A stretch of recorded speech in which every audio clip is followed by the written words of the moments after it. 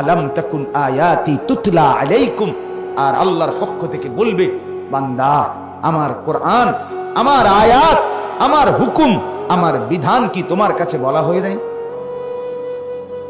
বলা হয় নাই?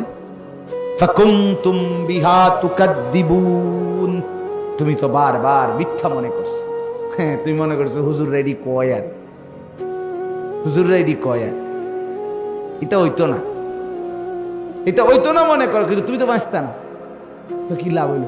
আমি প্রায় বলি, পৃথিবী যদি আরো আধুনিক হয়, মনে করেন একেবারে পৃথিবী যদি অত্যাধুনিক হইয়া সব মানুষ আগামী 100 বছর পরে, 200 বছর পরে চাঁদের দেশে জায়গা, মঙ্গল গ্রহে চলে গেছে পৃথিবীর সব মানুষ, তো হইলে গেছে গা আর কি, তুমি তো নাই।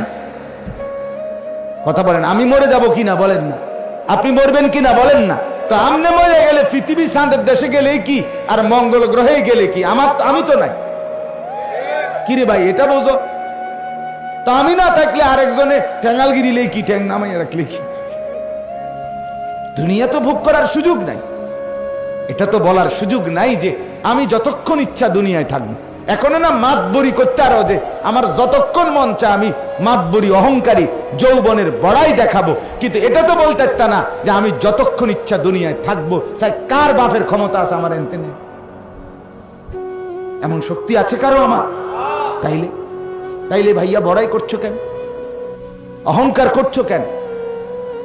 সামান্য সুস্থতা আল্লাহর দান, যৌবন আল্লাহর দান, স্বাস্থ্য শক্তি আল্লাহর দান।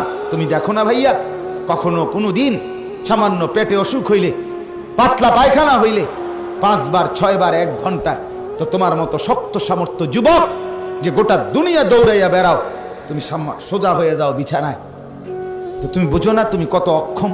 তোমার কি হাত খুলে গেছে না পাও খুলে গেছে? পায়খানা না বাইরে, পায়খানার কাছে তুমি কত অসহায়। পায়খানা বাইরে হইলে তোমার 5-6 বার তুমি শুইয়ালাও, দুর্বল হয়ে যাও। তুমি মাতবরি দেখাও, অহংকার দেখাও কিভাবে বেটা?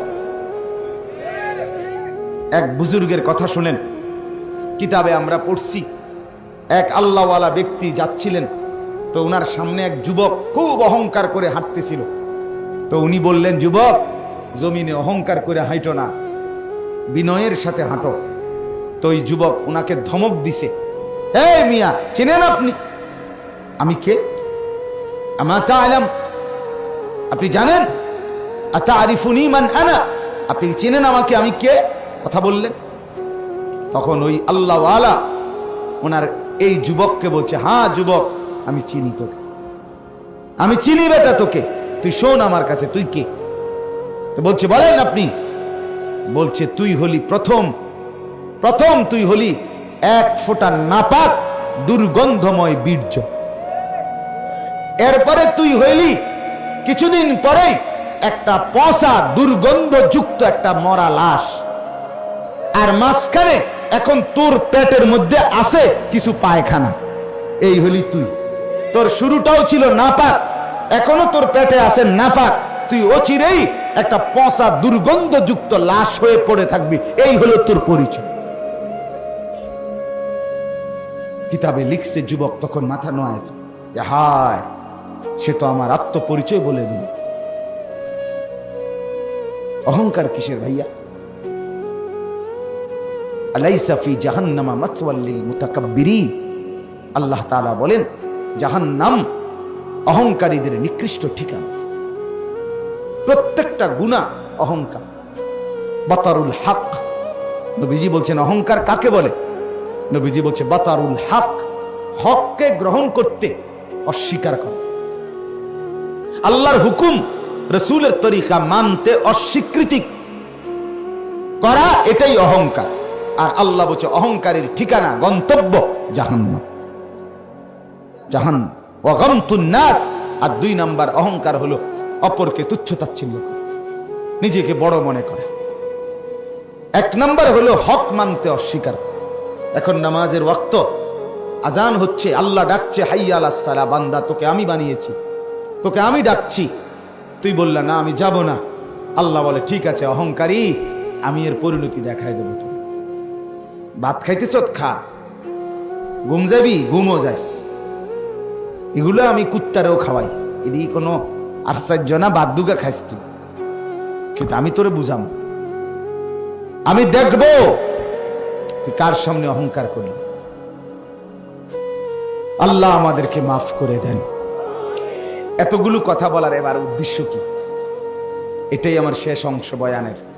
এতগুলো কথা বলার উদ্দেশ্য হলো যুবক, বাপ, মুরব্বী, পর্দার আড়ালের মা বোন, সবার কাছে অনুরোধ, নিজের জীবন গুনার উপরে জমিয়ে রাখা ঠিক না। আর এটা যদি আপনি বুঝেন, বিবেক যদি জাগে, এক বিন্দু অনুশোচনা অনুভূতি যদি জাগে, তো নিজেকে বদলানোর চেষ্টা করেন। আর এই বদলানোর একটা সুযোগ মাহে রমজান।